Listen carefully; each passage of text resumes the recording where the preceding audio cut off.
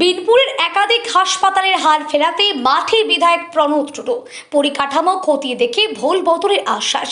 জঙ্গলমহলে প্রত্যন্ত এলাকায় দীর্ঘদিন ধরে স্বাস্থ্য পরিষেবা নিয়ে ক্ষোভ ছিল সাধারণ মানুষের মধ্যে।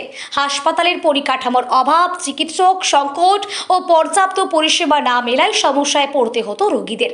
সেই পরিস্থিতি বদলাতে এবার সরেজমিনে হাসপাতাল পরিদর্শনে নামলেন বিনপুরের নবনির্বাচিত বিধায়ক ডাক্তার প্রণব টুডু। এদিন বিনপুর বিধানসভা এলাকার একাধিক সরকারি হাসপাতালে আচমকাই পরিদর্শন করেন তিনি। সঙ্গে ছিলেন বিনপুর 2 নম্বর ব্লকের ভিডিও মৃন্ময় পাল ও যুগ্ম ভিডিও শেখ সাজিদুর রহমান। হাসপাতালের বিভিন্ন বিভাগ ঘুরে দেখে চিকিৎসক, স্বাস্থ্যকর্মী ও রোগীদের সঙ্গে কথা বলেন বিধায়ক। স্থানীয়দের অভিযোগ, দীর্ঘদিন ধরেই বিনপুর এলাকার হাসপাতালগুলি পর্যাপ্ত চিকিৎসক, ঔষধ ও প্রয়োজনীয় সরঞ্জামের অভাব রয়েছে। ফলে সাধারণ মানুষকে চরম ভোগান্তির শিকার হতে হচ্ছিল। নির্বাচনী প্রচারের সময় থেকে এলাকার স্বাস্থ্য ব্যবস্থার আমূল পরিবর্তনের আশ্বাস দিয়েছিলেন প্রণব টুডু।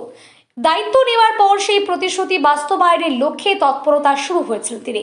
হাসপাতাল পরিদর্শনের সময় রোগীরাও সরাসরি তাদের সমস্যা ও অভাব অভিযোগ বিধায়কের সামনে তুলে ধরেন। পরিদর্শন শেষে প্রণব টুডু জানান, হাসপাতালের বর্তমান পরিস্থিতি ও ঘাটতিগুলি খতিয়ে দেখা হয়েছে। দ্রুত চিকিৎসক ও স্বাস্থ্যকর্মীর সংখ্যা বাড়ানোর পাশাপাশি সাধারণ মানুষ যাতে উন্নত চিকিৎসা পরিষেবা পান সেই বিষয়ে প্রশাসনের সঙ্গে আলোচনা করে প্রয়োজনীয় পদক্ষেপ নেওয়া হবে। শিলদা গ্রামীণ হাসপাতালে চিকিৎসক বেবি বাসকে বলেন, দীর্ঘদিন ধরেই বিভিন্ন সমস্যার কথা জানানো হলেও সুরাহা হয়নি।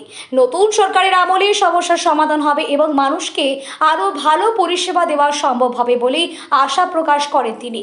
অন্যদিকে বিনপুর 2 নম্বর BMOH অমরেন্দ্র রায় হাসপাতালের একাধিক পরিকাঠামোগত সমস্যার কথা স্বীকার করে দ্রুত সমাধানের আশ্বাস দেন। বিধায়ক স্যারকে প্রথমেই অভিনন্দন, এবং উনি এসছেন, আমরা এটাতে আনন্দিত, কারণ আমরা যে একজন নবনির্বাচিত বিধায়ককে পাশে পেয়েছিল তাড়াতাড়ির মধ্যে, এবং উনি যে আমাদের সমস্যাগুলো নিজে থেকে উনি এসেছেন, এবং তার জন্য আমরা হাসপাতাল এবং এলাকাবাসী যথেষ্ট আমরা কৃতজ্ঞ।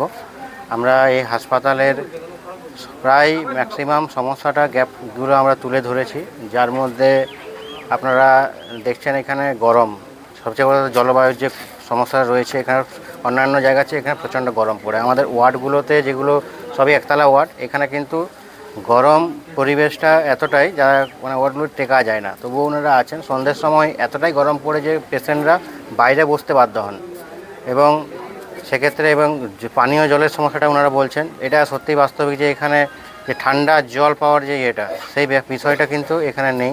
তারপরে আপনারা ঘুরে দেখলেন যে এখানে করিডোরের মধ্যে পেশেন্ট রয়েছে, আমরা পেশেন্ট রাখতে বাধ্য হয়েছি, কারণ এটা একটা ANC ওয়ার্ড বলে আমাদের কিছু নেই, যেখানে আমাদের ডেলিভারির কাছে আমাদের মা বাচ্চাকে রাখতে হচ্ছে তার জন্য।